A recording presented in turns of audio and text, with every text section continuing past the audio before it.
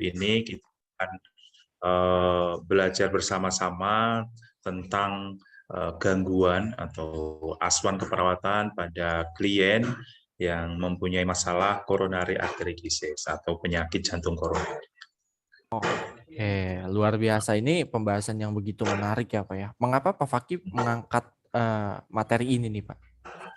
Ya, ini termasuk gangguan, bisa masuk sebenarnya ya, bisa masuk pembahasan keperawatan medical bedah, atau ada juga yang memasukkan kepada keperawatan gawat darurat ya, karena memang penyakit arteri koroner ya, atau yang lebih disebut atau kenal dengan CAD ini, coronary artery disease ini,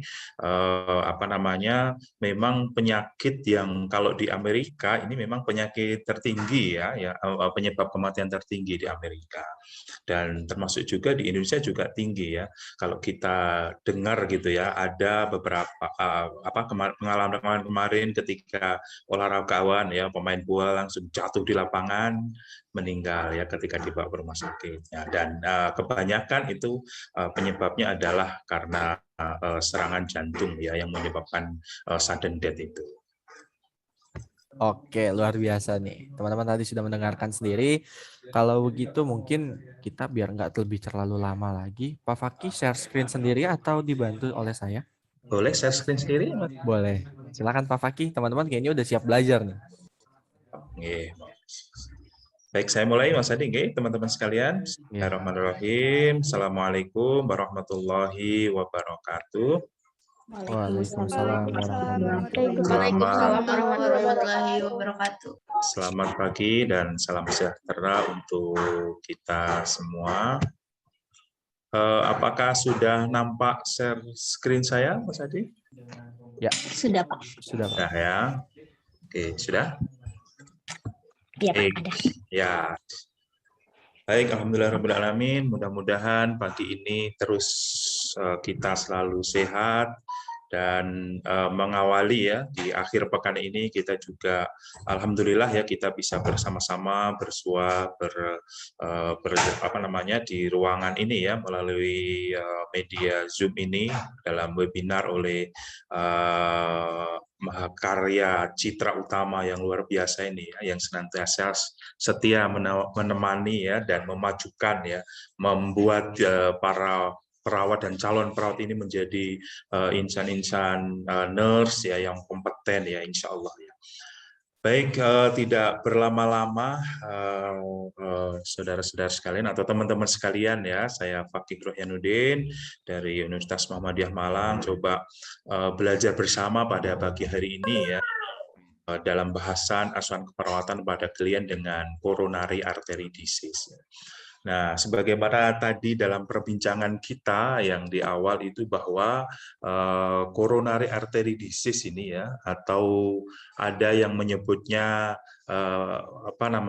penyakit arteri koroner ya, gangguan arteri koroner.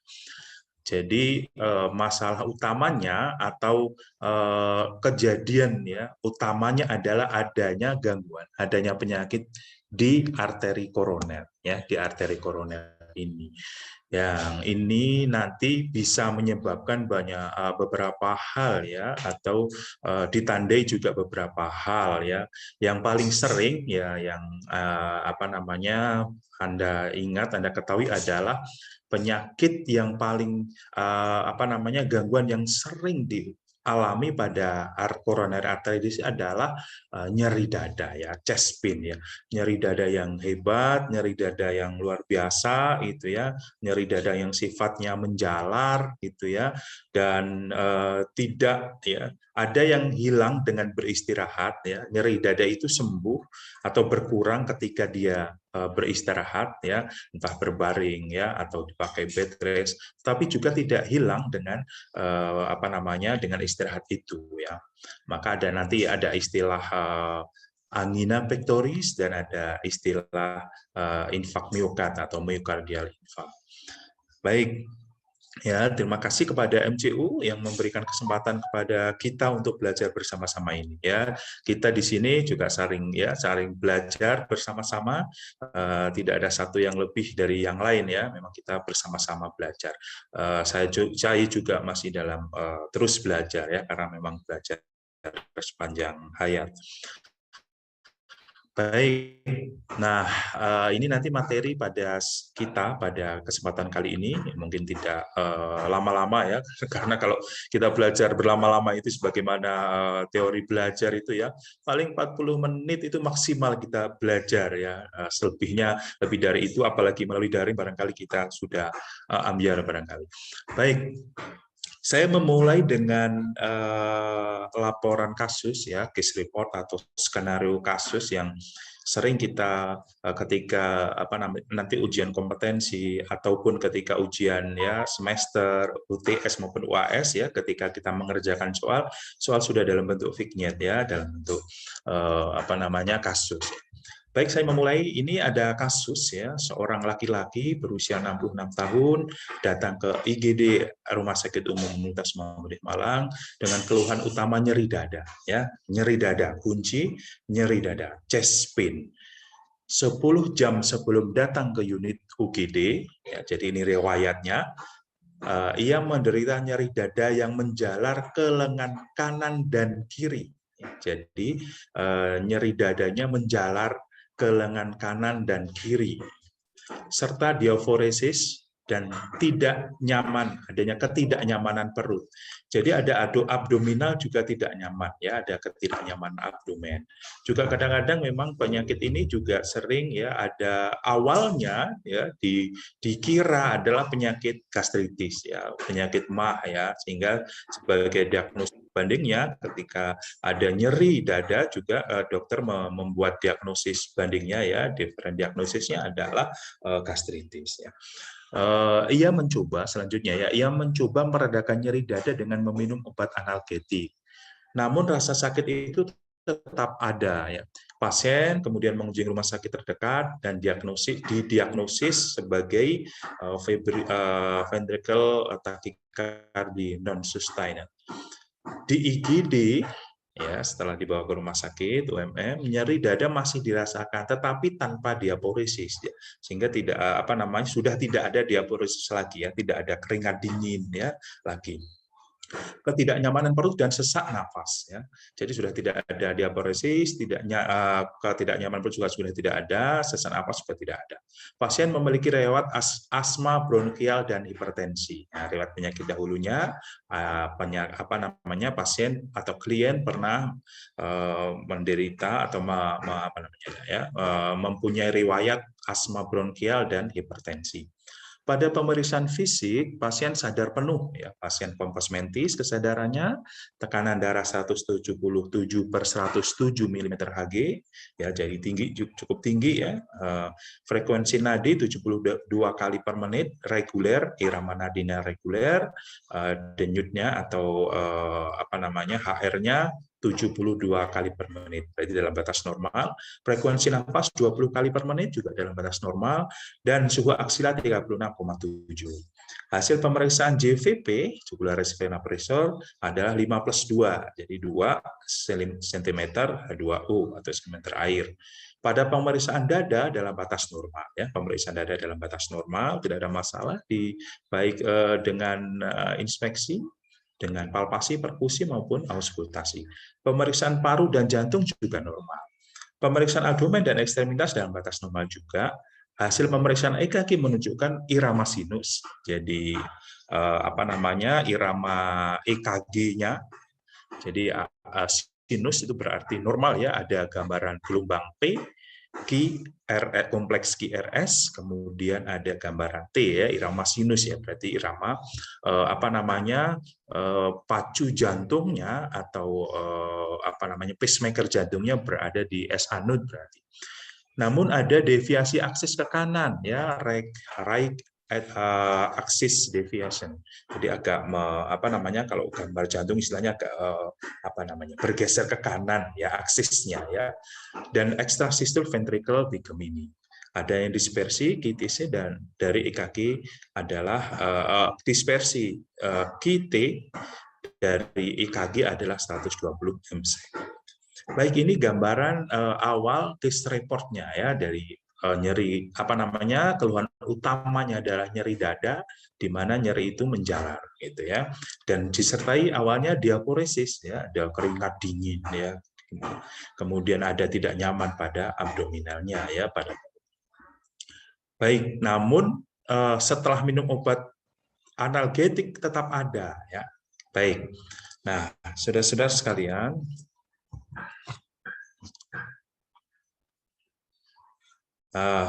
kita memulai ya, kita memulai atau mengawali atau kita memahami semua bahwa kardiovaskuler atau jantung ya atau koroner arteri koroner itu adalah arteri yang mensuplai darah di jantung ya. Jadi yang memberikan suplai darah ya, berarti darah itu berarti mengandung oksigen, mengandung nutrien dan mengandung zat-zat yang dibutuhkan lainnya ke jantung ya, yang mensuplai darah di jantung ya. Dan itu bagian dari arteri secara umum sebenarnya. Nah, kalau kita ingat ya, sistem sirkulasi darah kita, jantung itu sebagai pusat pemumpaan atau sebagai pompa kalau dalam istilah kita istilahkan dengan tukang gitu ya, atau pompa air gitu ya, maka yang memompa itu adalah jantung. Kemudian pembuluh darahnya arteri ya, ada arteri, kemudian vena ya, itu adalah selangnya ya atau salurannya. Baik. Nah, ketika jantung memompakan dari ventrikel kiri dipompakan ke seluruh tubuh ya, kemudian sampai kepada organ ya, kepada sel atau di daerah perifer, kemudian akan kembali lagi ke jantung melalui vena ya, kemudian melalui vena cava vena cava inferior kalau dari bagian bawah jantung, atau kalau dari atas jantung ini adalah vena cava superior masuk ke jantung, dan kemudian dari atrium kanan masuk ventrikel kanan, kemudian ke paru ya, baik paru kanan maupun kiri, kemudian kembali ke jantung lagi. Jadi sirkulasinya terus begitu ya. Nah, saudara-saudara, apabila ada gangguan pada pemompaan jantung ya, tentu juga, atau istilahnya gangguan pemompaan itu yang paling sering nanti menimbulkan adanya penurunan cardiac output atau penurunan curah jantung ya. Kalau ada gangguan pada pemompaan, yang paling sering terjadi adalah penurunan curah jantung ya, curah jantung yang menurun atau cardiac output yang menurun. Nah, ini bisa menyebabkan banyak hal. Nah, begitu juga ketika penurunan CO ini bisa terjadi di arteri koroner ini ya, di sini ya. Jadi ujungnya atau pangkal awal dari muasalnya arteri koroner itu adalah di ini ya. Setelah begitu keluar aorta, nah ini masuk ke ke right ya, right arteri ya, RAC. Kemudian ada sebagian masuk ke left left descendant artery ya, left descendant arteri koroner. Nah, jadi begitu. Ada juga yang melalui ini ya, sel sirkumfleksi. Ya. Jadi nanti pada pembahasan kita yang akan kita bahas adalah CAD itu coronary artery disease ya, penyakit atau gangguan pada arteri koroner ya, adalah adanya gangguan pada arteri koroner. Sebagaimana gambar di sini, kalau Anda lihat ya di sebelah sini ini yang saya lingkari ini. Nah, ini salah satu contoh adanya coronary artery disease ya. Ini ada timbul terbentuknya plak di sini ya.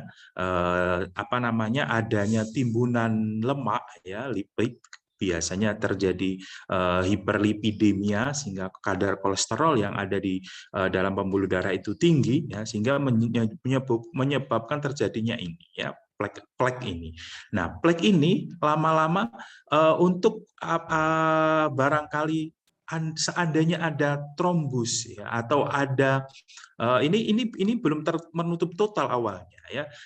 Tetapi ketika ada trombus, ya, mungkin bagi Anda yang pernah praktik di rumah sakit barangkali, Anda akan mengetahui ketika, ya, kadang-kadang atau Anda pernah mendampingi orang tua di rumah sakit, ya, ketika ada infus macet misalnya, atau infusnya tidak netes lagi, maka ada beberapa kadang-kadang perawat dulu ini, ya, perawat sekarang enggak, ya, itu ketika macet, maka macetnya atau tidak menetesnya infus itu biasanya karena terjadi trombus, ya, adanya stalls, adanya bekuan, ya, biasanya pasien habis ke ke kamar mandi, infus tidak dimatikan, maka ketika keluar dari kamar mandi infus tidak menetes lagi, ya, karena ada darah yang keluar dari kateter infus itu, ya, dari kateter infus keluar ke selang infusnya, ya, sehingga membuat macetnya. Kadang-kadang perawat itu, ya, zaman perawat dulu, ya, itu kemudian memasukkan lagi, mencoba memasukkan bekuan itu, ya,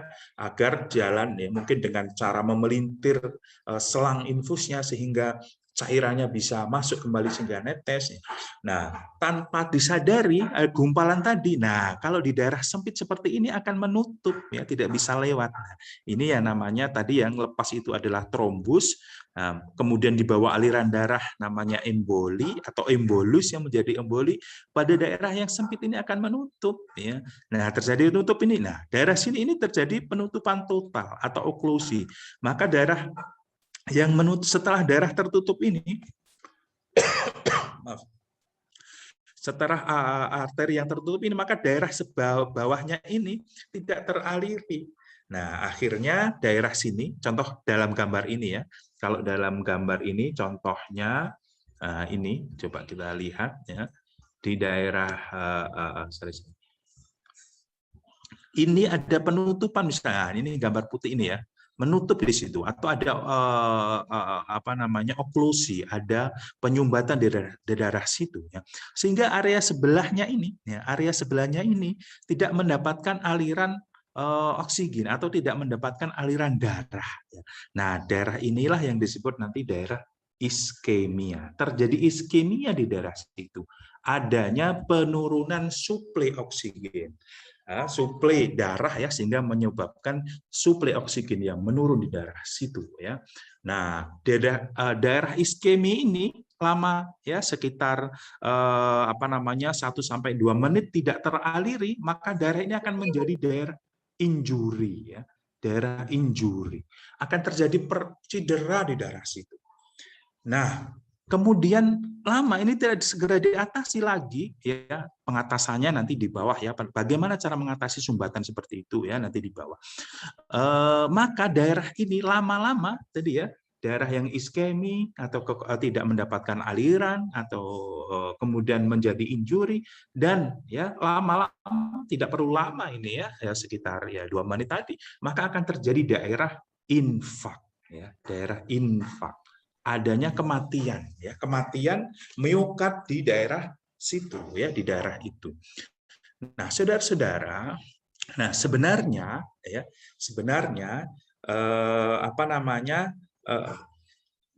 ini jantung itu mempunyai sifat yang luar biasa sebenarnya. Ada istilahnya sifat kolateral, ya, ada istilahnya kolateral jantung, ya. Kolateral jantung itu apabila daerah sini tertutup, ya. Jadi apabila daerah, ya, tadi, ya, saya hapus. Apabila daerah ini, ya, tersumbat, ya, maka ada daerah sini kan kekurangan oksigen, daerah di bawahnya ini terjadi iskemia tadi. Nah, ada secara otomatisasi sifat kolateral jantung itu, maka daerah sini ya akan berkompensasi, akan coba membackup istilahnya itu ya, akan membuat pembuluh darah baru atau pembuluh darah yang awalnya tidak begitu berfungsi dengan baik, ya bukan tidak berfungsi ya, tetapi mungkin karena memang tidak optimal ya, tidak bisa dioptimalkan. Tapi begitu ini tertutup, maka dari daerah lain sebenarnya akan coba mengisi, akan mencoba untuk memenuhi kebutuhannya. Tapi kalau daerah-daerah dekat tidak apa-apa, bisa ya. Tapi kalau daerah paling ujung yang sini, nah ini tidak terjangkau. Nah, daerah itu akan menjadi daerah infak. Baik. Ini ya sebagai pendahuluan, tapi sudah masuk ya, sedikit masuk ke arah ya pengertian bagaimana kok bisa terjadi ya koroner itu akan mengalami mengalami gangguan, mengalami timbul masalah ya ketika adanya sumbatan pada arteri koroner ya. Begitu. Nah, sumbatan arteri koroner ini memang ya spesifik pada arteri yang ada di jantung ya, tidak di otak. Kalau di otak itu nanti sama sebagainya mekanismenya kalau terjadi stroke yang infak ya, stroke infak atau stroke non hemoragik, mekanismenya hampir sama. Baik. Nah, ini tadi kita sudah mereview kembali ini ya, ada pembuluh darah arteri atau arteri koroner gitu ya. Ketika ya ini sebentar biar kelihatan. Ini adalah aorta ya, begitu dipompakan oleh ventrikel kiri sini ya, darah akan masuk ke aorta. Ya, di sini ada katup, masih ingat kan ya, ada katup aorta atau aortik gitu ya, agar begitu dipompakan ke seluruh tubuh, darah itu tidak kembali lagi ya, ketika sudah dipompakan pada saat sistolik maka katup ini menutup. Nah, selain masuk ke aorta untuk diedarkan ke seluruh tubuh, ini nanti ke arteri arteri karotis ya, maka ada sebagian masuk ke ini ya, ke rai coronary artery atau RCA. Sebagian lagi ada juga masuk ke left anterior descending artery ya. Kemudian ada juga ke circumflex artery ya. Ini ya. Nah, oke. Baik. Jadi seperti itu. Nah, terjadi gangguan-gangguannya tadi ya, coronary artery disease-nya, CAD-nya, nah bisa pada daerah ini sumbat ya, sumbatan daerah sini. Nah, itu. Nah, yang paling sering keadaannya adalah ya adanya sumbatan tadi, sumbatan ya, ada plek di sini, inilah yang disebut dengan aterosklerosis ya, aterosklerosis, adanya gumpalan ya. Nah, ini juga sebenarnya bisa ya, selain nama lainnya juga karena bisa saja nanti selain sumbatan ya, bisa jadi tidak hanya sumbatan karena lemak ya, atau karena lipid ya, karena kolesterol ya, kadar LDL-nya tinggi, HDL-nya rendah. Nah, tidak hanya itu saja, tapi paling sering memang itu ya. Bisa saja ini terjadi spasme gitu ya. Spasme itu kekakuan ya. Kekakuan ya, mungkin bisa jadi karena orang stres ya, emosional ya. Oleh karena itu ketika nanti orang kena gangguan jantung koroner atau kena arteri koroner, atau bahasanya adalah PJK itu ya, penyakit jantung koroner, kalau begitu tambah cemas ya, tambah terjadi penyempitan ya, vasokonstriksi dari arteri koroner ya. Jadi bisa saja tidak hanya sekali lagi aterosklerosis terjadinya gangguan aliran ya, itu tidak hanya terjadi karena sumbatan karena plek ya, atau tadi ya penggumpalan, atau karena emboli saja, bisa jadi karena adanya ini ya spasmo ya, kekakuan ya, atau vasokonstriksi dari arteri koroner. Banyak ya penyebabnya. Entah juga mungkin nanti faktor resiko yang kita bahas di bawah itu ya, mungkin merokok, minum alkohol yang bisa menyebabkan kekakuan ya. Nah, hal itulah yang dinamakan dengan arteri ya, arteriosklerosis ya, sklerosis. Jadi ada istilah aterosklerosis, ada arterio. Ya, gitu. Baik, jadi saudara-saudara sekalian, jadi intinya pada secara prinsip umum CAD itu adalah adanya gangguan pada ada penyakit pada arteri koroner ini. Ya, jadi spesifik pada koroner di jantung. Nah, secara mekanisme memang tidak sederhana ya, karena memang melibatkan baik secara kimiawi maupun rata-rata ya, melibatkan kimiawi ya, kemoreseptor ya, atau kemudian mekanisme kimia yang ada di dalam tubuh ya. Nanti bisa ya karena kekurangan oksigen itu akhirnya ya, atau menyebabkan ya, kalau miokard itu sifatnya sebenarnya ya, dia adalah aerob ya. Metabolismenya adalah metabolisme aerob ya, membutuhkan oksigen ya. Tetapi kalau kekurangan oksigen ya karena adanya sumbatan tadi, maka metabolisme aerob berubah menjadi anaerob ya, menjadi karena tidak tidak mendapatkan oksigen yang cukup ya, sehingga metabolisme anaerob ya, yang sehingga menghasilkan sedikit ATP ya, sedikit energi ya, sehingga nanti juga berakibat pada pemompaannya ya, pemompaan jantungnya yang terganggu gitu ya, akhirnya terjadi penurunan ya. Nah, dari sini tadi saudara-saudara, ini kita pahami tadi arteri koroner ya. Nah, namun secara umum ya sebenarnya gangguan pada jantung itu memang tidak hanya koroner arteri disease saja ya, bisa juga gagal jantung ya. Gagal jantung ini ya sebagaimana gagal ginjal gitu ya, merupakan stadium akhir ya, atau sebagai tahap akhir dari gangguan-gangguan yang ada di jantung gitu. Kalau di jantung ya, kalau di ginjal ya gangguan-gangguan yang ada di ginjal akhirnya ginjal gagal melakukan fungsinya. Juga begitu halnya dengan jantung. Jantung gagal melakukan fungsinya. Nah, namun bisa juga nanti jantung itu ada katup, ada gangguan pada katup. Namun pada kesempatan ini, dan kita sudah sampai bahas di atas tadi, adalah penyakit jantung akut koronaris sindrom ya. Jadi ini CAD ya. CAD itu yang terjadi adalah bisa aterosklerosis, bisa juga tadi karena ada sumbatan kemudian terjadi iskemia tadi, namanya angina pectoris, ini diagnosis tersendiri ya, angina pectoris.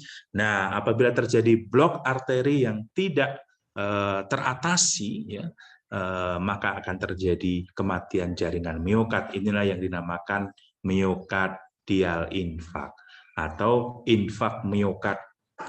Infak miokard kalau terjadi secara mendadak namanya IMA ya, IMA disingkatnya, infak miokard akut, atau ada juga yang menyebabnya miokard infak akut gitu ya, AMI ya, akut miokard infak atau infak miokard akut ya, bisa saja. Baik, ini yang terjadi tadi sudah kita bahas secara gamblang ya, sepertinya ya di atas ya, terjadi arteriosklerosis tadi, lama-lama terjadi ada seperti ini di akhirnya ya, ada trombus ya, akhirnya terjadi trombus. Kalau ini pecah ya misalnya atau lepas ya, terjadi istilahnya terjadi ruptur, maka bisa saja ya ini terus menumpuk akhirnya menyumbat, atau ya di aliran yang cepat yang deras gitu ya, ini terjadi trombus ini lepas gitu ya, akhirnya mengikuti aliran darah dari sini, tiba saatnya di daerah aliran yang sempit ya, daerah aliran yang kecil atau mikrovaskulernya dia akan menyumbat terjadi oklusi. Baik. Nah, jadi ini secara pengertian memang CAD terjadi kerusakan atau penyakit pada pembuluh darah koroner yang berupa arteriosklerotik yaitu kekakuan arteri, dan aterosklerotik, ya karena adanya penumpukan lemak, kolesterol, atau zat lain di dinding arteri. Nah, sehingga pada arteri koroner yang menyuplai darah dan oksigen ke miokard, ya ini jadi terganggu, ya. Baik, ini yang terjadi. Tadi sudah saya gambarkan juga di atas, ada blok di sini, maka daerah sini ini mengalami daerah iskemia. Iskemia yang tidak teratasi, daerah dalam lebih dalam lagi akan terjadi injuri. Injuri tidak teratasi atau tetap terjadi ini blok yang di sini ini, ya tetap aja terjadi blok, ya, maka akan terjadi infak, ya infak. Baik, jadi yang terjadi adalah itu. Nah, selanjutnya tadi ada dua kondisi, ada dua situasi CAD itu. Selain tadi terjadi arteriosklerosis, maka akan dampaknya aterosklerosis maupun arteriosklerosis itu ini dampaknya. Ya, jadi pertama adalah angina pectoris, yaitu terjadinya iskemia pada miokardnya, gitu ya, karena otot jantung, kita masih ingat bahwa otot jantung itu mempunyai tiga lapisan otot kan ya. Otot jantung itu ada otot yang paling luar namanya epikardium, otot yang tengah namanya miokardium atau miokardial, ya, miokard gitu ya. Yang paling dalam adalah endokardium ya atau endokard ya. Nah, pada kejadian situasi ini di daerah miokardnya terjadi iskemia, ya, aliran darah koroner yang tidak mencukupi antara suplai dan demand-nya, antara suplai dan kebutuhan terhadap oksigen. Kemudian kejadian yang dua adalah ini yang tidak teratasi, bisa saja, ya alhamdulillah kalau ini sudah teratasi, biasanya juga tanda-tanda awalnya adalah nyeri hebat semua. Tapi kalau ini tidak diatasi maka akan jatuh kepada infak, pada kematian jaringan, ya. Iskemia miokard yang tidak teratasi menyebabkan kematian jaringan otot jantung, yaitu otot jantung miokard. Ini fase-fase pada terjadinya aterosklerosis sampai terjadi anginnya, ya. Itu. Baik. Nah, saudara-saudara, secara umum nanti terjadinya sekali lagi sebenarnya tidak sesederhana itu ya, karena memang melibatkan metabolisme ya, proses kimiawi yang ada di dalam tubuh ya. Ketika adanya sumbatan ya, tadi berubah metabolisme aerob menjadi anaerob, menghasilkan ya nitrit oksid, kemudian sehingga akhirnya rilis ya hormon-hormon ya nyeri ya, misalkan ada prostaglandin ya, bradikinin dan seterusnya. Jadi yang terlibat sebenarnya banyak, tidak sesederhana yang ini. Tapi saya mencoba ya yang sederhana saja ya, ketika intake makanan tinggi lemak atau gangguan metabolisme lemak ya, misalkan ya lemak ini mestinya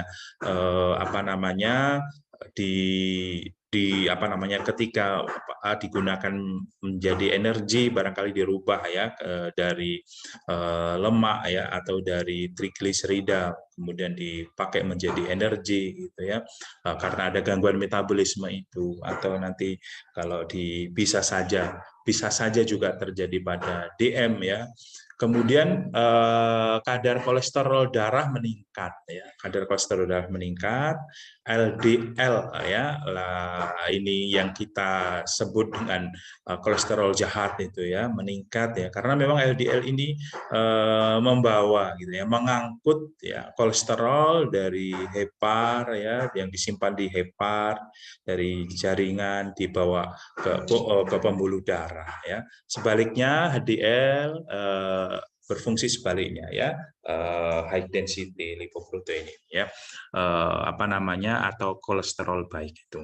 Kemudian terjadi plak tadi sebagaimana tadi sudah diuraikan, ketika ruptur ya, maka ada dua mekanisme, bisa saja aterosklerosis tadi bisa langsung karena ada sumbatan menjadi suplai darahnya menurun ya, atau ketika ruptur ya karena ada aliran yang deras di situ kemudian menyumbat juga akhirnya suplai menurun, atau juga terjadi rilis vasoaktif ya, sehingga terjadi konstriksi pembuluh darah koroner ya atau arteri koroner, menyebabkan spasme koroner. Nah, spasme koroner atau vasokonstriksi. Atau bisa juga sebenarnya vasokonstriksi ini disebabkan karena stres ya, emosi ya, cemas gitu ya, cemas yang berlebih, cemas sekali ya, sehingga bisa menyebabkan terjadi mengaktifkan sebenarnya itu ya saraf-saraf simpatis gitu ya, saraf simpatis sehingga terjadi spasme pada pembuluh darah koroner, menyebabkan suplai darah menurun. Atau ya bisa juga tadi ya jalur sklerosis arteri atau tadi jalur arteriosklerosis gitu ya. Ini juga arteriosklerosis bisa terjadi ya. Ini bersama-sama karena merokok, alkohol itu yang menyebabkan kekakuan ya pada arteri, menyebabkan suplai. Atau bisa juga karena anemi, bisa juga anemia, HB yang rendah. Ya, HB itu kan fungsinya mengangkut oksigen ya, oksigen ya atau mengikat oksigen ya. Ikatannya karena yang mengikat tidak ada atau rendah, maka terjadi ya suplainya, bukan suplai darahnya ya, kalau ini langsung ke ini iskemianya ya, kekurangan pasokan oksigen di jaringan gitu ya. Kemudian terjadi iskemia, terjadi injury, kalau ini tadi angina pectoris, kalau injury kemudian terjadi infak miokard. Ini tanda gejalanya sama-sama nyeri utamanya ya, tapi juga tadi ada diaporesis, kemudian sampai sesak, nyeri juga di abdominal ya, seperti itu ya, ada ketidaknyamanan. Baik, ini faktor risikonya. Jadi ada faktor resiko ya. Jadi faktor orang terkena coronary artery disease ini karena ada dua hal secara garis besar. Ada faktor yang dapat dimodifikasi atau dapat dirubah ya, modifiable, yaitu berkaitan dengan perilaku, gaya hidup ya, merokok bisa orang tidak merokok, gaya hidup atau kebiasaan hidup dengan konsumsi makan misalkan dietnya atau kebiasaan aktivitasnya ini bisa ya. Kemudian, nah ini juga ternyata orang dengan kepribadian yang agresif ya, atau istilahnya kepribadian tipe D ya kalau nggak salah ya, ini juga karena merasa ini kompetitif gitu ya, merasa ini juga akibatnya sebenarnya tadi ya ke arah adanya respon terhadap saraf simpatis ya, kemudian juga adanya rilis ya golongan serotonin ya, sehingga terjadi bradikinin dan seterusnya, itu yang menyebabkan terjadinya spasme atau vasokonstriksi pada arteri koronaria ya. Tidak salah oleh karena itu ketika tadi di gambaran awal ya banyak ketika aktivitas olahraga yang berkompetisi itu ya, badminton misalnya tadi ya, atau sepak bola, dia kan aktif ya, kadang-kadang harus meraih bola, harus menang misalkan itu ya, sehingga tidak terasa ya, maka dia memaksa ya, ternyata di daerah tadi ya tidak disangka ya, ternyata adanya sumbatan ya, sehingga terjadi heart attack dia itu, serangan jantung yang mendadak di situ ya, yang sehingga jantung bisa berhenti ya, adanya disritmia. Baik, kemudian aktivitas fisik yang kurang juga demikian ya, kadar kolesterol darah yang tinggi tadi sebagaimana digambarkan, ini di daerah kanan ini adalah kadar normalnya yang berpengaruh ya, ini di sebelah kanan layar ya, atau sebelah kiri kalau dari berdasarkan anatomi gitu ya, di sebelah layar sebelah kiri itu ada kadar-kadar normal, kadar-kadar tidak normal atau ambang ya, borderline maupun tinggi. Kemudian ada faktor risiko yang tidak dirubah atau tidak bisa dimodifikasi, herediter ya, faktor genetik ya, tentu ini memang tidak bisa dirubah ya, karena tapi sebenarnya kalau memang sudah ya ada merasa bahwa orang tuanya atau secara nasab ke atasnya ya kakeknya itu ada riwayat ya meninggal atau riwayat sakit karena gangguan serangan jantung, darah tinggi atau yang lainnya, maka dia mempunyai kemungkinan besar akan karena secara genetik ya sama ya akan menderita juga. Tetapi tentu bisa saja menghindari dengan cara ya, menghindarinya adalah tadi ya ada faktor-faktor yang dapat dirubah maka dirubah, itu yang dirubah karena memang herediter maupun genetik adalah riwayat yang tidak bisa dirubah. Usia juga demikian ya, semakin meningkat usianya maka semakin beresiko lebih tinggi dibandingkan yang rendah. Walaupun ya sekarang itu terbukti penyakit-penyakit yang dulu hanya pada usia lansia atau usia dewasa akhir gitu ya atau usia 40 tahunan ke atas, ternyata sekarang juga banyak yang diderita oleh remaja maupun mungkin remaja lah ya usia kurang dari 40 tahun misalnya. Ya penyakit kanker misalnya atau penyakit hipertensi juga ternyata sudah ada juga ya.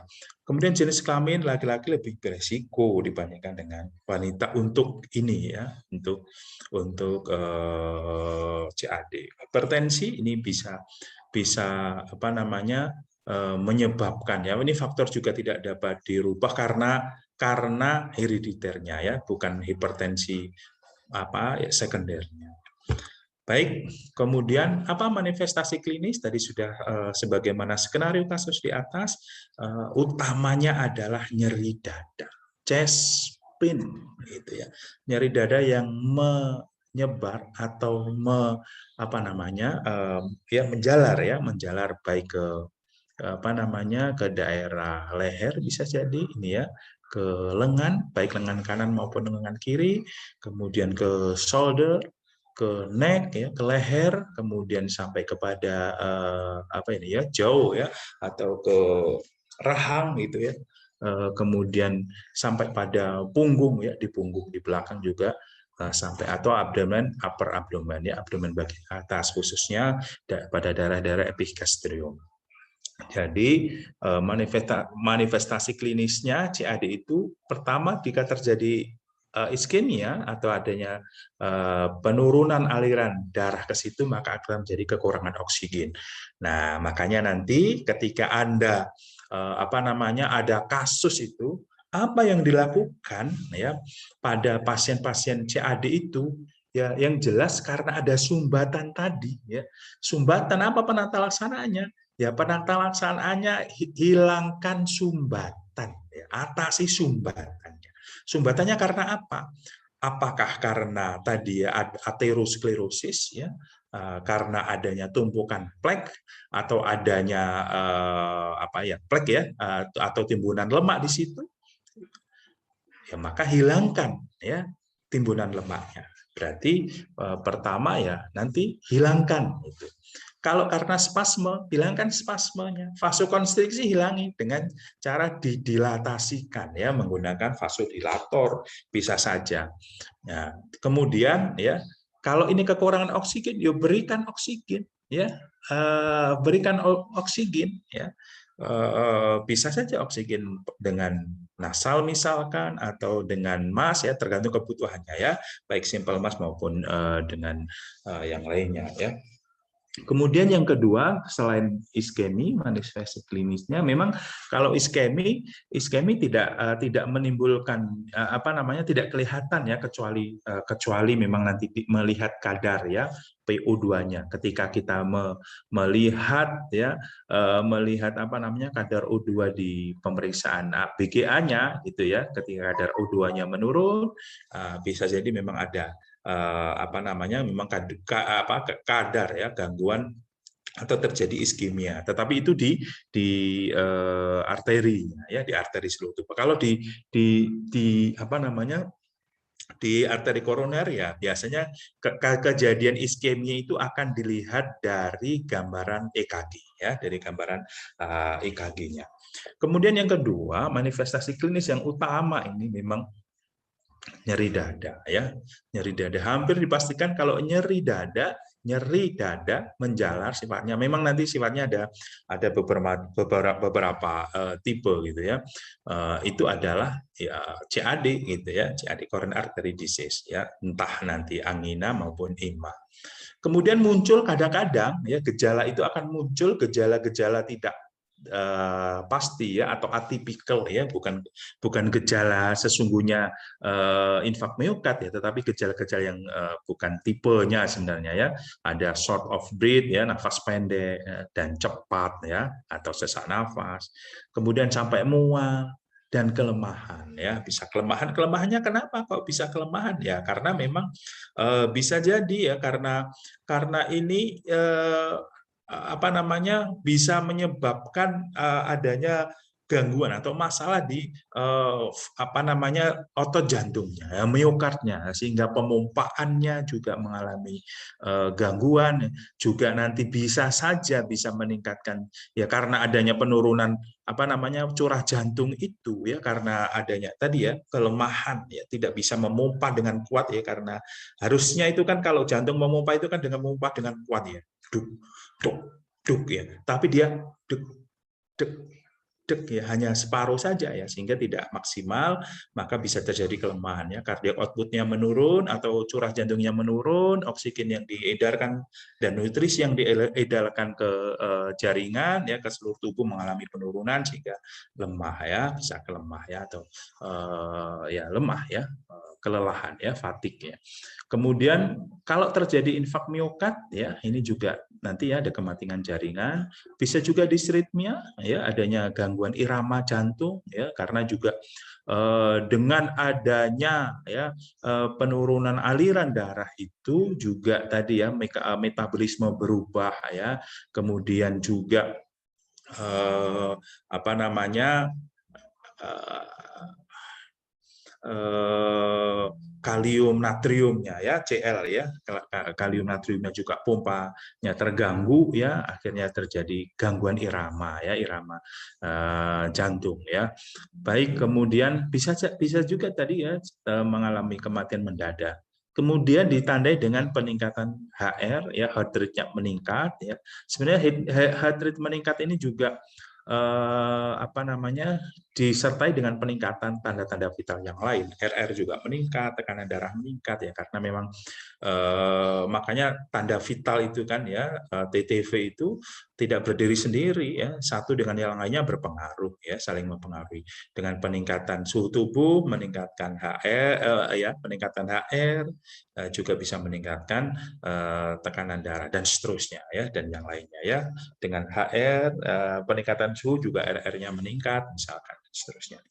Baik ya, ini yang terjadi kalau acute coronary syndrome ya, atau penyakit jantung koroner yang merupakan bagian daripada CAD, coronary artery disease ya. Karena adanya blok, ini berkali-kali saya sampaikan, ini sehingga darah ya, karena ada plaque ini ya, ada sumbatan bekuan darah di situ tadi, karena bisa jadi karena bermacam-macam tadi, kemudian adanya penurunan aliran darah ke otot jantung.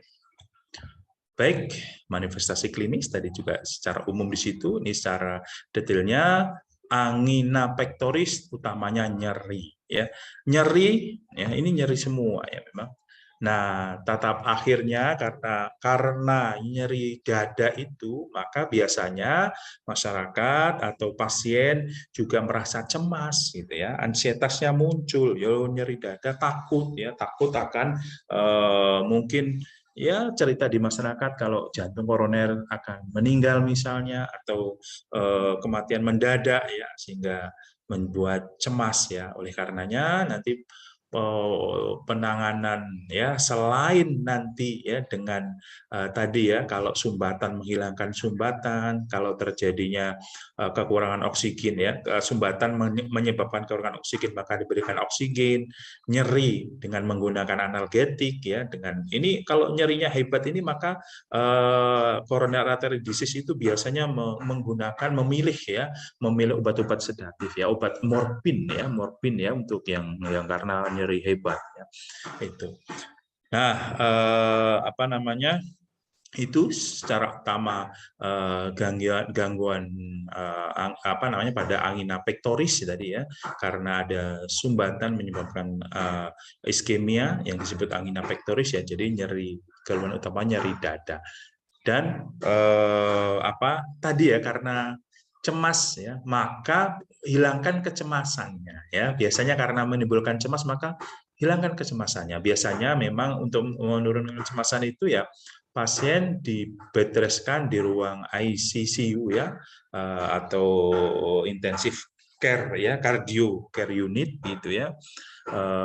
Kemudian tidak ditunggui keluarga. Biasanya tidak ditunggui keluarga itu kalau ada keluarga justru membuat pasien cemas, ada ya, sehingga memang dia memang sendiri gitu ya, dan ditenangkan di bed rest ya, diberi, jangan justru ditakut-takuti ya, tetapi justru tingkat kecemasannya diturunkan ya, karena dengan menurunkan kecemasan maka vasokonstriksi atau spasmo pada pembuluh darah arterinya bisa mengalami penurunan ya.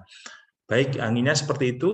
Nah, ini ya, disertai dengan ketakutan yang pasrah, perasaan kematian yang akan datang ya, sehingga itu ya tadi, makanya di bed rest ya, bed rest fisik maupun bed rest emosi gitu ya, batas aktivitas fisik maupun aktivitas emosionalnya dibatasi gitu ya, karena kalau aktivitas fisik, tentu aktivitas fisik kan akan membutuhkan oksigen yang lebih banyak lagi, maka dibatasi agar tidak apa namanya tadi ya, suplainya sudah sedikit kok demand-nya ya, kebutuhannya ditambah lagi, maka dilakukan bed rest. Ini kemudian rasa tidak nyaman, tidak terlokalisir dan seterusnya, apa namanya, sampai pada bisa saja tadi ya, sesak napas, kemudian pucat, diaporesis, pusing atau kepala terasa ringan dan mual dan muntah ya, ini bisa saja terjadi. Kalau miokardial ini lebih gejalanya lebih lama ya, atau lebih panjang ya, lebih berat ya dibandingkan pada iskemia atau IMA ya, angina ya. IMA ini nyeri dada terjadi tiba-tiba dan berlanjut meskipun sudah istirahat ya. Tapi kalau IMA tadi bisa, angina bisa saja dengan istirahat akan sembuh. Nah, kemudian tapi beberapa pasien memiliki gejala prodromal, gejala awal tadi ya, seperti kadang-kadang tadi ya, mual, muntah, mungkin peningkatan suhu tubuh mungkin ya. Ini bisa ya, tetapi setengahnya tidak melaporkan adanya gejala prodromal. Pasien mungkin datang dengan gejala kombinasi termasuk tadi nyeri dada, sesak napas, gangguan pencernaan, mual dan kecemasan. Kulit dingin ya, pale, kemudian lembab ya, atau sampai keringat dingin itu ya, diaporosis, detak jantung ya, atau RR-nya dan frekuensi napas RR ya, HR dan RR-nya meningkat biasanya karena ada stimulasi pada saraf simpatis yang mungkin muncul hanya untuk waktu yang singkat dan dapat bertahan lama. Ini tipe angina, angina pectoris ada secara umum ada 3 tipe ini ya, stabil angina atau angina stabil, unstabil angina, ada uap ya, unstabil angina pectoris dan ada varian. Sampai penata laksananya sudah ada di sini ya.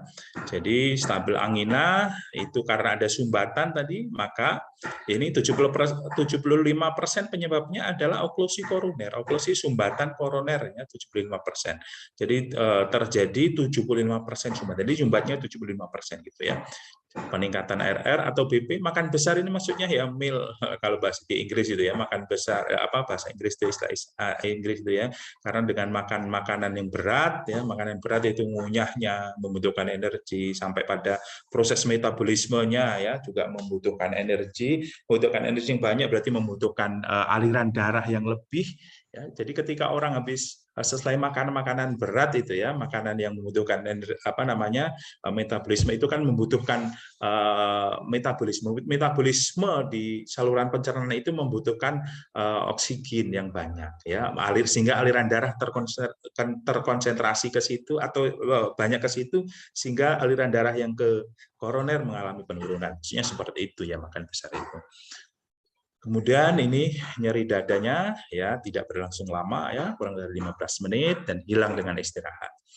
Ya, cukup dengan istirahat. Nitrat, ya, obat-obat nitrat ini adalah obat-obat untuk vasodilator, ya, melebarkan pembuluh darah, kemudian perubahan gaya hidup dan anti hipertensi kalau terjadi hipertensi, dan seterusnya. Ini sampai unstabil. Angina juga begitu. Penata laksananya pakai obat yang lebih tinggi kalau unstabil, ya. Unstabil ini memang lebih tinggi, ya, tidak sembuh dengan istirahat tadi, ya. Kalau stabil dengan istirahat hilang, ya. Kalau stabil tidak, ya, karena oklusinya atau subatannya lebih besar. Ini kalau tadi stabil itu 75, stabil 90%, ya, sudah hampir tutup total itu, ya.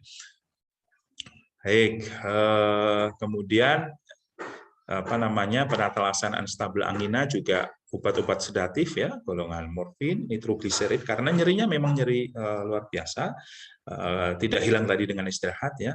Nitrogliserin juga ditambahkan, nitrogliserin juga golongan nitrat, ya, sama, ya, untuk melebarkan pembuluh darah atau vasodilatasi.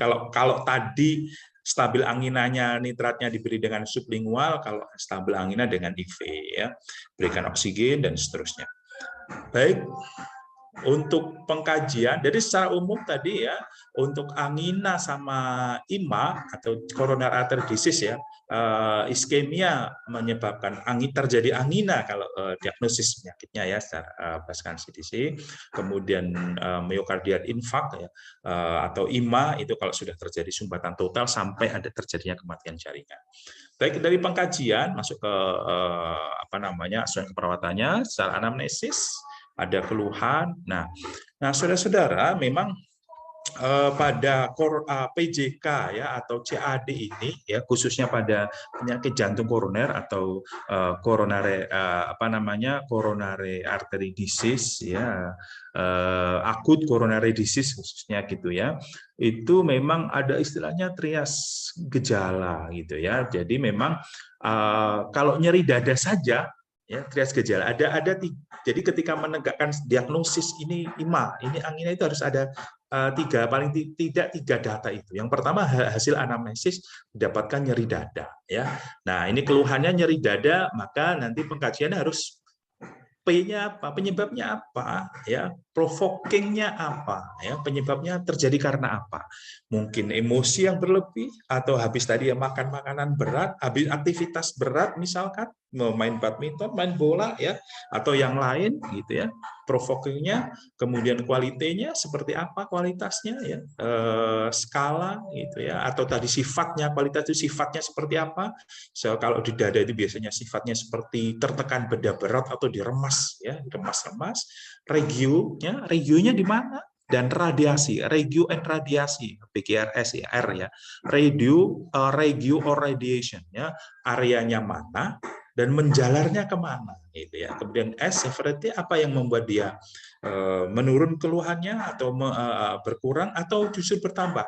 Jadi biasanya, ya, kalau angina itu, ya, berarti dia dengan istirahat akan berkurang, ya, atau hilang, ya, nyerinya, atau dengan, ya, aktivitas akan bertambah misalkan, ya. Kemudian time kapan, ya, riwayat sebelumnya juga apakah ada, termasuk riwayat termasuk riwayat keluarganya, gitu, ya, adakah, ya, gejala-gejala prodromalnya. Untuk pemeriksaan fisik head to toe, ya, TTV biasanya ada perubahan dan dilakukan setiap 4 jam, ya, karena monitor kalau dirawat di ruang intensif misalnya. Irama jantung kita lihat bisa melalui monitor jantung atau EKG, ya, iramanya seperti apa, reguler irregular, kemudian ritme, ya, selain teratur atau tidak teratur, apakah irama sinus atau asinus, gitu, ya. Irama sinus, asinus itu apakah irama junctional misalnya, seperti itu. Suara jantung dan suara paru, ya, biasanya sih normal saja, ya, kalau pada pasien ini suara jantung dan suara parunya. Kemudian pemeriksaan penunjang, ya, pemeriksaan penunjang. Jadi tadi ada 3 trias gejala, ya, dikatakan pada, atau untuk bukan trias gejala, ya, ketika untuk menegakkan apakah ini positif CAD, ya, positif angina atau IMA, maka satu, ada nyeri dada apa enggak. Yang kedua, bagaimana EKG, gambaran EKG-nya seperti apa. Terus kemudian ditunjang oleh enzim, ya, enzim jantungnya seperti apa. ya, atau enzim jantung atau biomarker jantung. Ini hasilnya enzim mioglobin. Jadi ada peningkatan, ya. Peningkatannya adalah hanya 1 sampai 2-3 jam atau maksimal 7 jam mioglobin. Mioglobin ini normalnya tidak ada di jantung, ya, dia ada di di jaringan lain, ya. Tetapi ketika ada kerusakan, ya, normalnya ada di jaringan, gitu ya. Tapi ketika terjadi kerusakan, maka dia merilis keluar menuju ke intravaskuler, sehingga di pemeriksaan darah ada, gitu ya, peningkatan 1 sampai 3 jam setelah serangan, gitu ya, atau maksimalnya 6 sampai 7. Dan CK juga begitu, ya, CKMB, troponin I, troponin T akan meningkat pada jam-jam awal, ya. Ini hanya maksimal ya 4 sampai 6 jam atau ada sampai 8 jam ini, ya. Atau mencapai puncaknya pada 24 jam, itu berarti hari kedua, ya, hari kedua, troponin ini hari ketiga, ya, sehingga kalau begitu terlambat, ya, ceknya kardiak isoenzimnya ini sudah hari ketiga, ada hari keempat, ya sudah terjadi normal, ya, sudah bisa jadi setelah serangan kan dia normal kembali. Waktu kembali normal ini, ya, 12 jam, ya, kecuali troponin ini yang troponin T dan troponin I itu hitungannya hari. Baik, ini hasil kateteris. Jadi ada pemeriksaan tadi, ya, selain enzim jantung ini ada EKG, ekokardiografi, dan kateterisasi jantung. Dari kateterisasi jantung, nah ini terlihat ini ada hal yang terputus ini. Ini akan kelihatan, ya. Jadi kateterisasi jantung ini nanti akan kelihatan, ya, ketika berdenyut itu ini ada yang terputus di sini, ya, sehingga darah sini tidak teralir, ya. Jadi ini hilang, ya, terputus di situ, ya. Pakai kontras akan sangat kelihatan, gitu ya, sehingga ada ketika dipompa, gitu, pompa itu maka akan ini bergerak, ya. Nah, ini hilang di sini, gitu ya, putus di situ. Kemudian pada EKG akan ditemui kalau angina itu ada gelombang ini yang atas ini, ya, gelombang T inversi, ya, ada gelombang T terbalik. Gelombang T itu normalnya ke atas, ya. Kalau kita ingat, ya, gambaran EKG itu seperti ini kan, ya, PQRS. Nah, ini, ya, P, kemudian Q, R, S, T. Normalnya ke atas. Nah, ini kan ke bawah, ini namanya T inversi, menggambarkan adanya iskemi atau ST depresi. ST depresi, ya, ST depresi. Ini ST itu normalnya, ini segmen ST ada di sini, ya, di garis isoelektris. Tapi kalau terjadi seperti ini, misalnya ini P, PR. Nah, gini, ya. Nah, ini gambar segmen ST depresi, itu, ya, ini ada injury iskemik. Kemudian ST elevasi, gambaran ini yang gambar di bawah, yang nomor 2 ini terjadi. Nah, ini kalau dilihat, ya, ini menggambarkan ini terjadi hipertrofi yang paling luar ini iskemi, gitu ya. Nah, yang paling tengahnya ini terjadi injury, dan paling dalam, ya, karena dia paling dalam itu, ya, terjadi gambaran gelombang Q patologis. Q patologis ini merupakan zona infaksi, ya, infak, kematian jaringan. Kalau ST depresi menunjukkan tadi iskemia, ST elevasi menunjukkan adanya injury, dan Q patologis menunjukkan adanya infak. Oke, nah ini zona-zona infak kan. Apabila ada sumbat seperti pada gambar pertama ini, ya, sumbatannya ada di atasnya, maka di daerah ini, di daerah sini, ya, ini daerah-daerah bagian depan jantung, ya, anterior wall myocardial infarct. Ini ada di samping, ya, adanya left artery circumflex.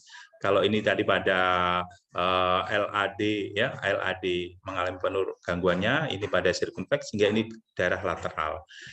Kalau ini bagian bisa jadi pada anterior descending artery juga yang mengalami gangguan, ya, pada daerah sempit. Ini bagian anterior juga, ya, bagian lebih tengah lagi, septal, ya, septal. Kemudian ada juga ini inferior, bagian bawah, bisa juga posterior. Nah, dari gambaran EKG yang diambil 12 lead itu, maka bisa diketahui daerah mana atau area mana, regio jantung sebelah mana yang mengalami iskemia atau mengalami infark. ya. Kalau yang terganggu tadi, yang ada perubahan adalah gambaran V1, V2, V3 sampai V6, maka pada area interior inilah yang mengalami gangguan. Kalau di area V1 atau di gambar ya V1 sampai V6 itu yang mengalami ST depresi atau T inverted, maka ada iskemia anterior. Kalau yang mengalami gangguan di gambar EKG itu di lead 1, di lead AVL ya, augmented vectoral left, atau dan V6, maka bagian lateral, bagian sebelah sini yang mengalami mengalami gangguan, entah itu iskemik. Kalau tak ada key patologis di gelombang 1 di AVL V6 berarti adanya infak di lateral. Begitu juga inferior 2-3 AVF ya. Inferior. Kalau di lateral juga inferior kena juga berarti latero inferior atau inferolateral sama saja. Apa menata laksanaannya? Tadi ya, kalau terjadi sumbatan sehingga perfusi. Nah, ini kan masalah yang muncul nanti kan kalau ada sumbatan tadi, kalau ada sumbatan seperti ini ya, sumbatan seperti ini atau sumbatan seperti mana ya? Ada sini yang kalau masalah keperawatannya kan perfusi jaringan miokard tidak efektif gitu ya, atau gangguan perfusi perfusi miokard ya, perfusi jaringan miokard gitu ya. Maka dilakukan reperfusi kembali. Itu kembali ya. Perfusi bagaimana caranya? Bisa dengan cara ini. Ini pemasangan stand ya, pemasangan ring ya, atau dengan pemasangan ini balon ya, kemudian ringnya dilepaskan di sini ya, ditaruh di situ, atau istilahnya dengan nama PCI ya, percutaneous coronary intervensi koroner perkutan ya, biasanya memasukkannya juga lewat dengan prosedur kateterisasi jantung ya, cath lab itu. Kemudian ya, ini cara reperfusinya. Bisa juga nanti menghilangkan plaknya, ada caranya juga menghilangkan plaknya dengan cara tadi ya, cath lab itu dengan PCI juga istilahnya ya. Kalau ini pemasangan ring, ada juga nanti mengambil plaknya diambil seperti itu. Yang kedua, penata laksanaan secara umum ya mengurangi kebutuhan oksigen ya, karena tadi daerah sini sudah kekurangan oksigen, maka dikurangi arti kebutuhan oksigennya, yaitu dengan cara bisa dengan obat-obatan itu, atau pemberian oksigen ya, karena oksigennya kurang dengan diberikan oksigen, walaupun memang kalau ada sumbatan tadi selama sumbatannya tidak dihilangkan atau selama tadi perfusi jaringan ya miokardnya ya tidak terpenuhi ya, atau sumbatannya tidak hilang ya, tentu oksigen juga tidak bisa melewati itu ya, sehingga memang secara simultan bersama-sama ya obat-obatan ini dengan mengurangi kebutuhan oksigen miokard dengan meningkatkan suplai oksigen gitu ya. Bisa obat-obatan sebagai vasodilator tadi, ini trombolitik ini ya, kalau penyebabnya adalah tadi ya sumbatan aterum ya, atau lemak tadi ya, atau trombus tadi, maka diberikan trombolitik ya, namanya trombolitik. Litik itu menghancurkan ya, trombus, masukkan trombus. Kemudian bisa juga kalau memang tidak bisa ya pakai bypass ya, artinya jadi dibuatkan dari sini ya, dari aorta disambungkan langsung ke arteri koronaria setelah sumbatannya, entah pada RAD-nya pada ya left ya, arteria descendant-nya misalkan, atau right ya, bagian right, bagian kanan, terserah, atau di mana tempat terjadinya sumbatan. Nah, saudara-saudara, kalau terjadi ya IMA, protokol nyeri baik angina pectoris maupun IMA, itu adalah pertama bed rest tadi ya, bed rest itu bisa untuk mengistirahatkan ya fisik dan emosional ya, fisik dan psikisnya itu ya, dengan bed rest ya. Tentu tidak bed rest itu juga ya harus di ruangan yang tenang tentu ya, batasi pengunjung agar tenang dan seterusnya. Kemudian, nah protokol nyeri kalau apa ada slogan ya depannya, kalau ada angina atau ada IMA, maka ketika ingat IMA maka ingat MONA. MONA, M-nya morfin, analgetik untuk mengurangi nyeri karena nyeri hepat tadi. Kemudian oksigen, pemberian oksigen karena memang kekurangan oksigen terjadi iskemia dan kematian jaringan. Nitrat atau nitrogliserin ini adalah golongan dilator, ya, vasodilator untuk melebarkan pembuluh darah. Tadi karena ada penyempitan maka harus dilebarkan. Kemudian antiplatelet atau anti trombus ya, trombolitik, obat-obat trombolitik bisa pakai aspirin ya, ini untuk memecahkan sumbatan tadi. Nah, ini protokol nyeri.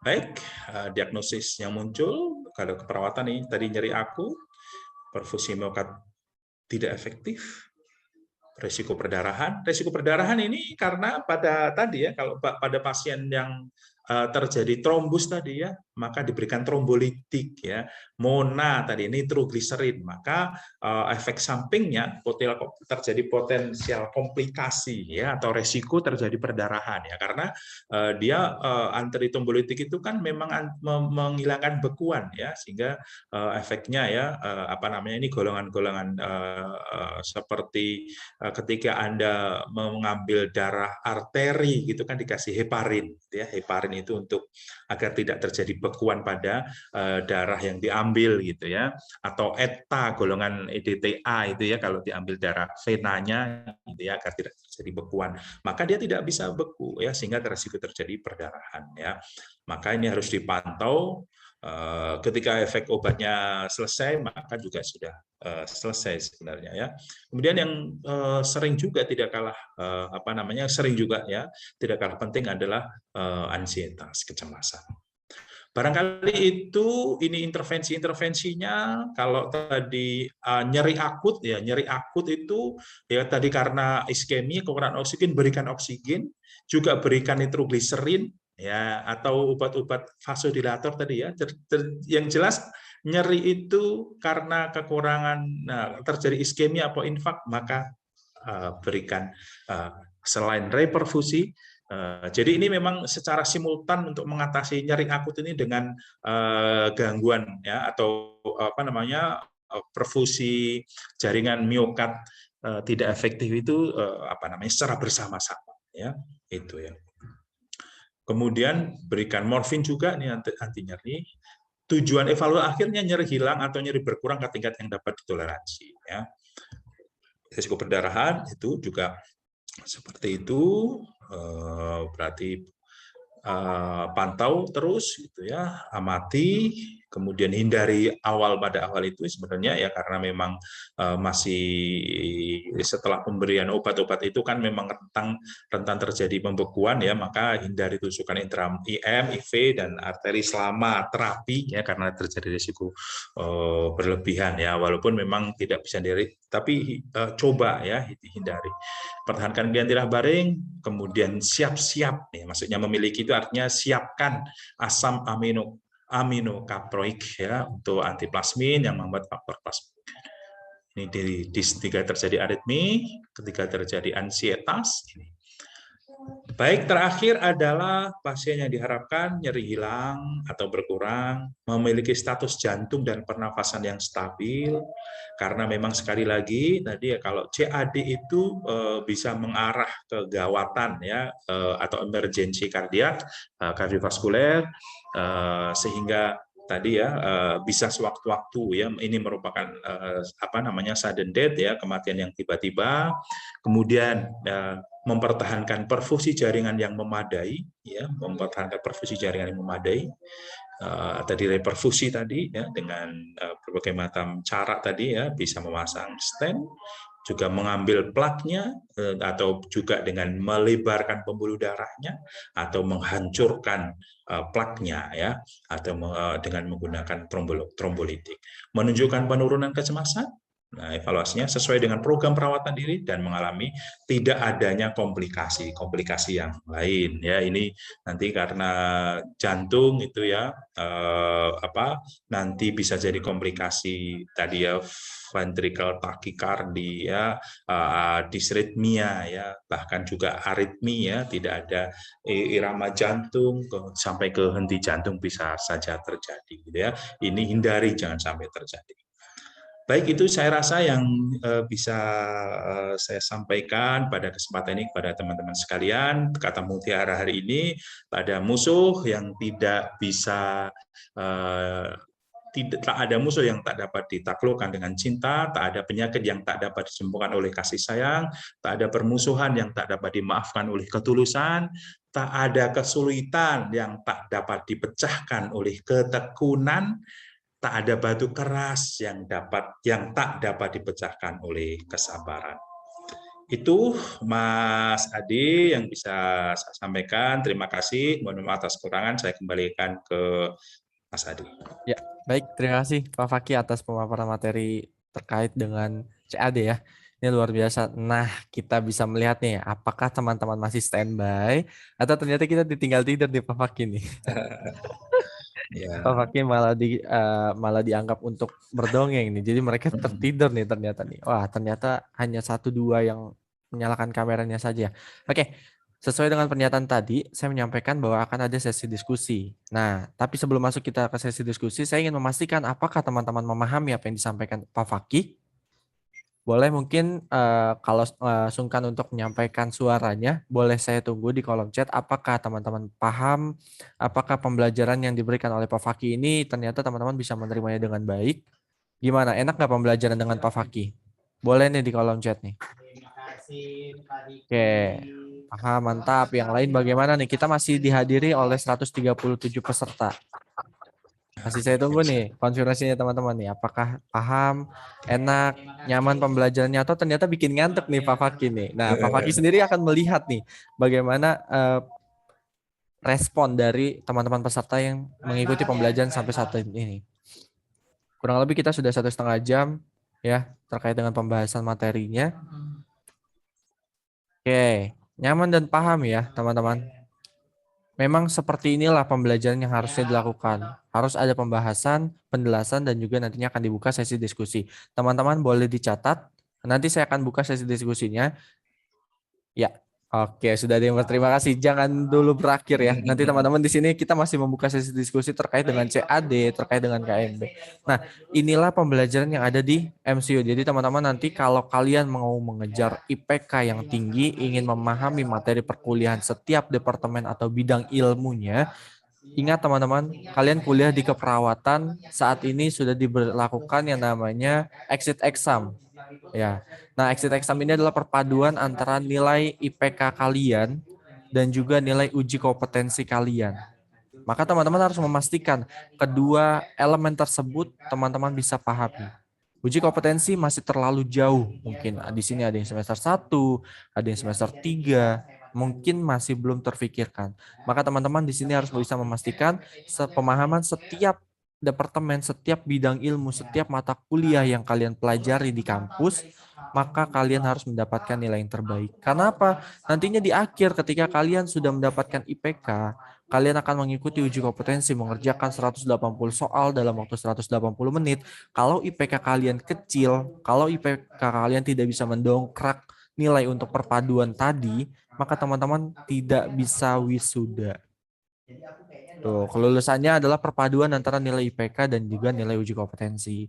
Nah, kalau teman-teman di sini saya yakin sudah ada banyak yang bergabung dengan pembelajaran yang ada di MCU terkait dengan mata kuliahnya. Nah, kalau teman-teman dirasa pembelajaran di kampus kurang, ternyata banyak dosennya yang nggak masuk, teman-teman bisa memilih departemen-departemen khusus yang ingin teman-teman tekankan. Contoh, semua ada departemen, ada 8 departemen, ada 9 departemen. Teman-teman boleh memilih bebas. Oh, saya kurang di anak. Atau misalnya, oh dosen di kampus saya terkait dengan maternitas jarang masuk.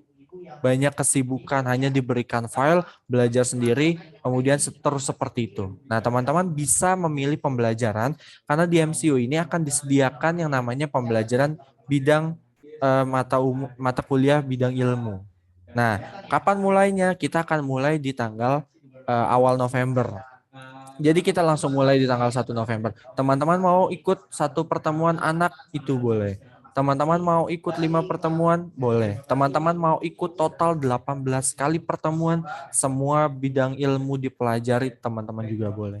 Kak, kalau aku semester 1, semester 3 itu belum mendapatkan mata kuliah tertentu itu gimana? Nah, teman-teman satu langkah di depan di antara teman-teman yang lain bahwa kalian sudah melakukan pembelajarannya.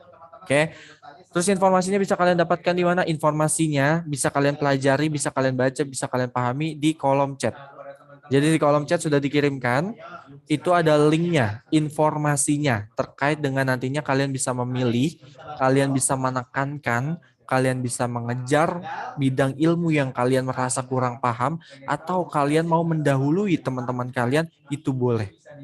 Sudah bukan belajar lagi bersama teman, sudah bukan lagi belajar bersama kampus, tetapi teman-teman belajar dengan mereka se-Indonesia yang ingin belajar, yang ingin meningkatkan kemampuan pemahaman terkait bidang ilmu untuk mendapatkan nilai IPK yang tinggi.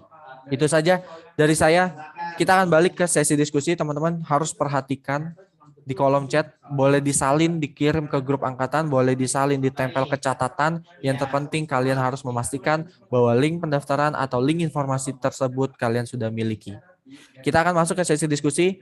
Saya akan mempersilakan bagi yang ingin bertanya untuk raise hand. Silakan bagi teman-teman peserta yang ingin bertanya terkait dengan CAD materi kita siang hari ini. Untuk langsung bertanya kepada Pak Faki, saya izinkan mungkin kurang lebih 2 orang. Ada yang ingin bertanya, yang kurang paham. Silakan raise hand. Boleh teman-teman.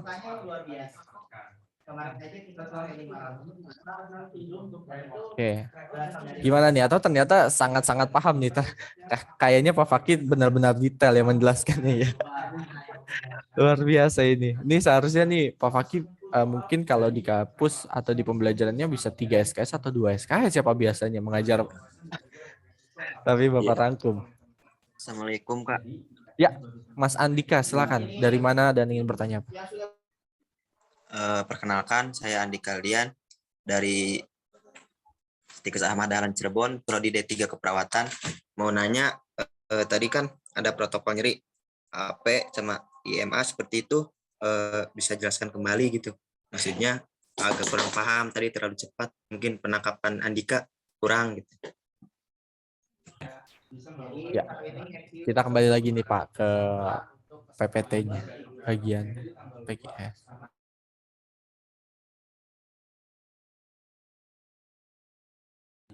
Mas Andika semester berapa nih?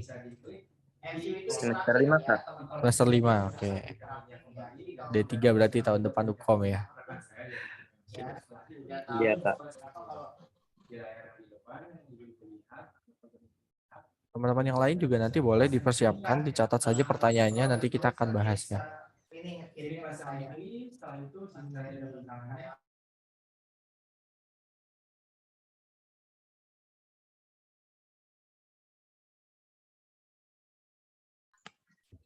Langsung Mas Adi? Ya, boleh langsung dijawab. Ya, oke. Ya, terima kasih Mas. Siapa ini tadi? Andika ya, Mas Andika. Alhamdulillah sudah semester 5 ini ya. Tadi semester depan memang semester 6 ya. Mungkin ini sekarang sedang persiapan untuk praktik ya, profesi praktek di rumah sakit ya untuk semester 6. Baik ya, jadi tadi sebagaimana pada saya jelaskan di atas tadi, pada pasien yang mengalami gejala tanda utamanya pada AP ini, AP itu angina pectoris ya, angina pectoris ya, dan IMA ini infak miokard akut. Kalau angina ini tadi kan terjadi iskemia, kekurangan oksigen di otot jantungnya, gitu ya. Jadi kita kalau seperti sering kalau apa namanya nafas gitu ya, kalau kita olahraga gitu ya, kadang-kadang jalan ya atau lari dengan cepat gitu ya, itu dada terasa ada yang sakit-sakit misalnya gitu ya. Berarti memang dada ini masih belum dada karena di daerah area paru ya. Bisa jadi memang ada ujung-ujung alveoli kita yang belum terbuka gitu. gitu ya, sehingga ada daerah itu kekurangan oksigen. Karena tadi kan dengan aktivitas itu kan oksigen yang dipakai untuk metabolisme, untuk pembakaran menjadi energi itu kan banyak.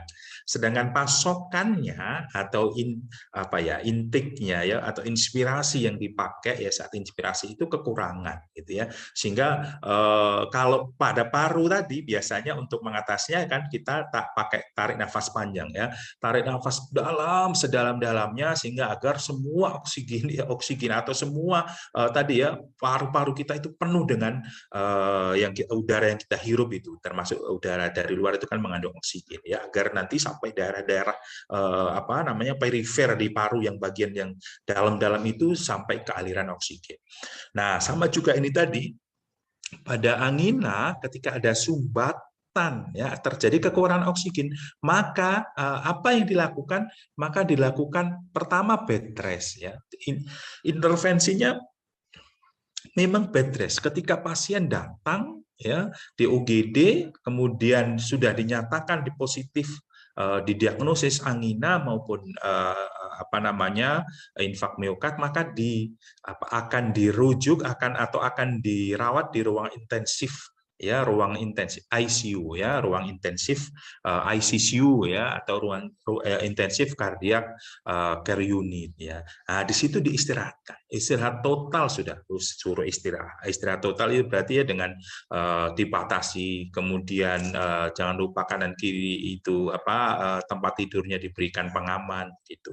Pertama bed rest. Bed rest itu tadi adalah selain karena dengan aktivitas sedikit saja kebutuhan oksigen kebutuhan oksigen. Sedangkan orang ini kekurangan oksigen, maka bed rest. Juga tadi secara selain fisik adalah emosional ya, psikisnya.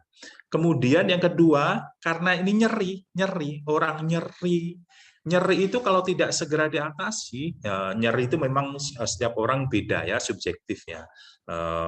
Mungkin dicubit atau sakit gigi itu orang belum kerasa ya, tapi ada yang lain sudah sangat terasa. Nyeri ini juga sebagai penanda gitu kalau ada masalah ya. Tentu dalam hal ini nyeri berarti adanya kekurangan oksigen.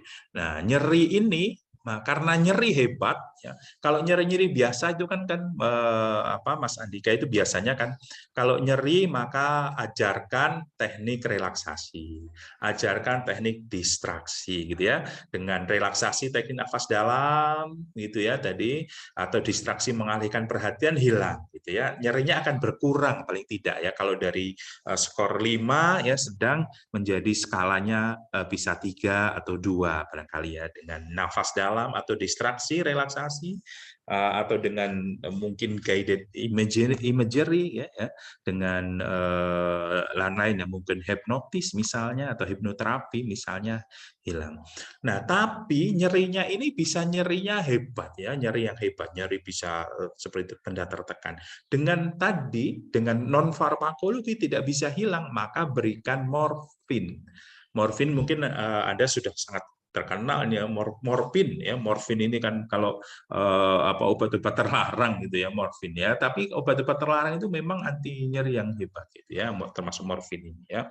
Morfin. Tapi memang ada nanti pada bagian-bagian tertentu karena dia sifatnya adalah juga karena dia mengeblok gitu ya, blok ya, baik blok saraf, blok ini, sehingga pada daerah-daerah inferior, daerah yang jauh biasanya tidak diberikan morfin ya, berikan yang lain ya. Analgetik itu kan banyak ya, ada 3 tangga ya, tangga pertama, tangga kedua, tangga ketiga, termasuk morfin ini tangga ketiga ya, pilihan terakhir.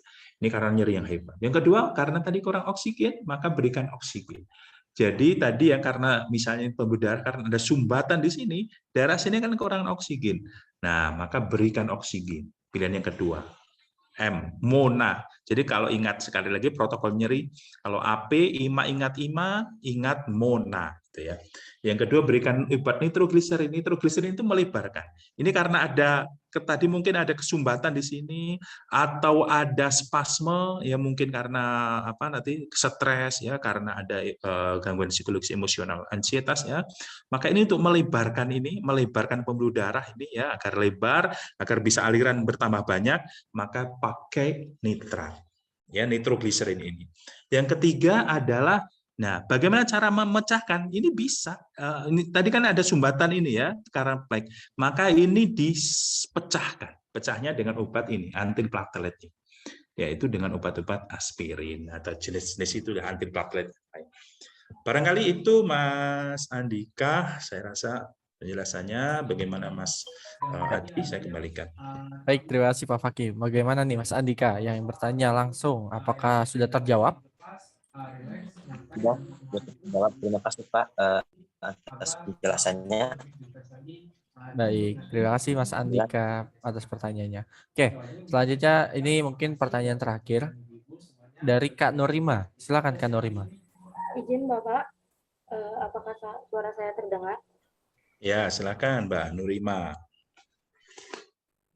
Izin Bapak, izin rekan-rekan, izin memperkenalkan diri. Nama saya Nurima dari Akademi Keperawatan Rumah Sakit Dustira Cimahi. Sekarang saya tingkat 1, Bapak izin. Izin pertanyaan dari saya, pada saat saya baca-baca di website tentang infak myokard atau penyakit jantung koroner, saya melihat mengapa faktor hipertiroid ada hubungannya dengan infak myokard atau penyakit jantung koroner. Nah, pertanyaannya, apakah kita harus mengkaji penyakit hipertiroid ini atau infak myokard dulu? Izin. Baik, terima kasih Kak Nurima. Gimana Pak Fakih? Baik, terima kasih Nurima ya. Alhamdulillah ya, luar biasa ya, semester 1. Pertanyaannya sudah luar biasa ini ya. Baik ya, kalau tadi sebagaimana tadi faktor resiko, faktor penyebab itu ya ada beberapa hal ya terkait juga dengan tadi ya metabolisme, terkait juga tadi dengan intake makanan ya, terkait juga dengan aktivitas. Nah, ini adalah faktor-faktor yang memang kalau penyakit lain kan tidak bisa dihindari ya. Seperti tadi hipertiroid ya, hipertiroid ya. Hipertiroid ya kita ketahui memang hormon tiroid itu berfungsi untuk metabolisme ya, untuk membantu program metabolisme. Selain itu juga memang semakin ya tinggi ya, berarti hiper itu kan ada kelebihan hormon tiroid yang dihasilkan ya. Secara mudahnya gampangnya seperti itulah ya. Nah, dengan hipertiroid itu ya, hipertiroid itu biasanya orang makan banyak tidak gemuk-gemuk ya biasanya gitu ya, karena metabolismenya terlalu tinggi gitu ya. Orangnya kalau kebalikannya hipotiroid makan sedikit sudah kenyang ya. Jadi Ya, sepertinya Pak Fakih sinyal ya teman-teman. Beliau langsung menghilang. Oke, ada pertanyaan, ada yang ingin bertanya nggak nanti setelah Kak Nurima ini? Saya akan menghubungi Pak Fakih terlebih dahulu. Oke, teman-teman mohon ditunggu ya. Sepertinya Pak Fakih sedang proses masuk ke dalam Zoom.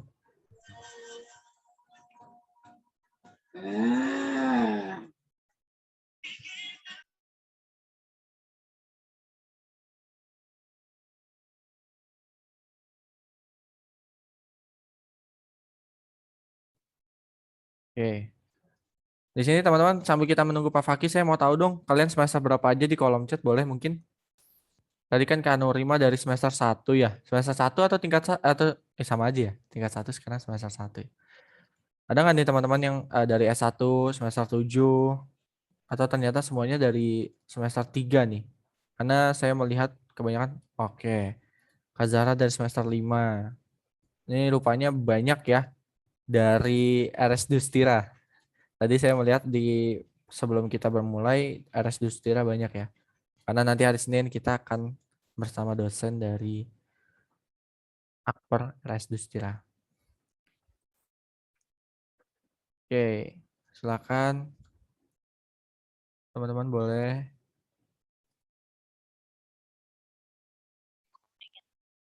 Oke, banyak juga ya semester 1 ya. Ini kalian ya inilah belajar ya kita ya. Walaupun kalian masih semester 1, ini tempat belajar. Tidak ada batasan untuk belajar dan tidak ada akhiran juga untuk teman-teman belajar. Sambil saya menghubungi terlebih dahulu. Oke, Pak Fakihnya sudah hadir. Ya. Masih di mute, Pak. Oke. Siap, mohon maaf. Sudah ada tanda kalau bateraimu habis belum dicas, Oh, Mas. Harus saking asiknya ini. iya. Oke, lanjut nih tadi. Lanjut ya. Ya, jadi saya ulangi kembali bahwa memang hormon tiroid itu tadi ya untuk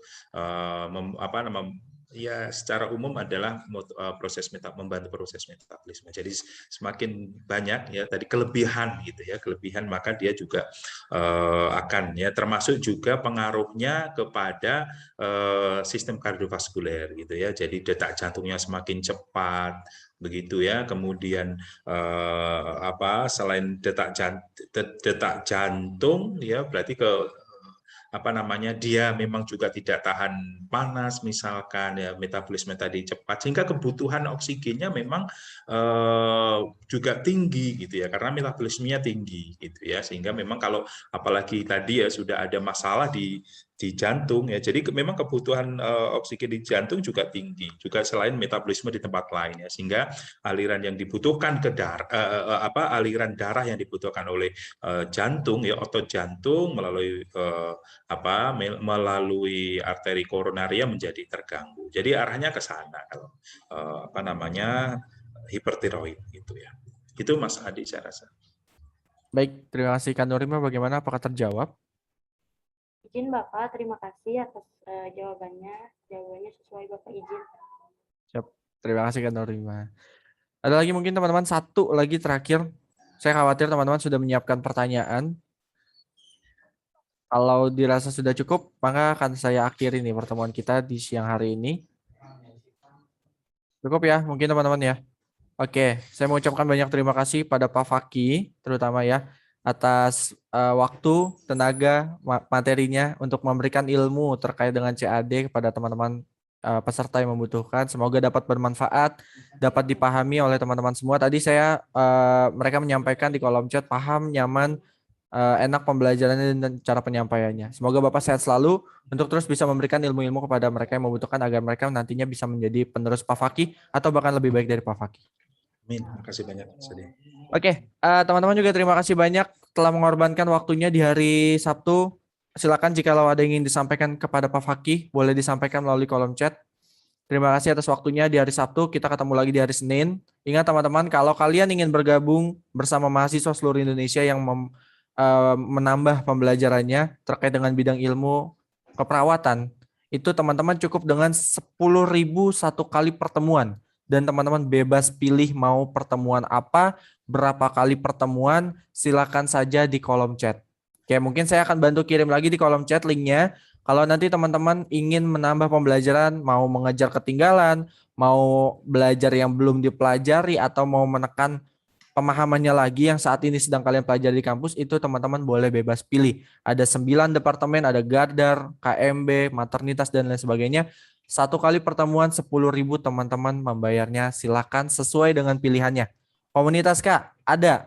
Teman-teman nanti di link itu ada pilihannya. Kalian tinggal pilih aja mau berapa pertemuan, apa saja pertemuannya. Nanti kalian tinggal centang, kalian daftarkan, kalian hubungi, dan semuanya sudah ada informasinya di dalam kolom chatnya. Ya, ada di dalam link pendaftarannya. Oke, mungkin sekian dari kami MCU, sampai bertemu nanti di hari Senin. Kita sudahi pertemuan kita di siang hari ini. Selamat beristirahat, semoga dapat menambah pengetahuan dan pemahamannya, semoga dapat bermanfaat. Mungkin sebelum kita tutup saya mau dokumentasi. Bagi teman-teman yang masih belum menyalakan kamera, silakan nyalakan kameranya. Bapak izin nih Pak, kita dokumentasi dulu nih dengan teman peserta yang pejuang cum laude. Siap. Oke, ternyata banyak juga nih yang ternyata memang dibalik tidak aktifnya kamera ternyata menyimak. Khawatirnya kan ternyata ditinggal tidur nih. Biasanya yang belum menyalakan kamera nih ditinggal tidur atau HP-nya ditinggalin. Oke, saya mohon izin untuk ambil dokumentasi. Oke, ada seleb kita nih di sini nih. Oke, saya mohon izin ambil dokumentasinya. Oke, ada yang lagi berdua, ada yang lagi di perjalanan, hati-hati ya. 1, 2, 3. Sekali lagi saya ambil dokumentasi, hanya yang menyalakan kamera saja. 1, 2, 3. Oke, sudah selesai pertemuan kita di siang hari ini. Sampai bertemu di Senin malam. dipasang alarmnya, jangan sampai ketinggalan, diajak lagi teman-temannya yang ingin bergabung. Sampai bertemu di hari Senin. Wassalamualaikum warahmatullahi wabarakatuh. Selamat siang. Selamat beristirahat teman-teman. Waalaikumsalam warahmatullahi wabarakatuh. Terima kasih, Pak. Terima kasih banyak. Warahmatullahi wabarakatuh.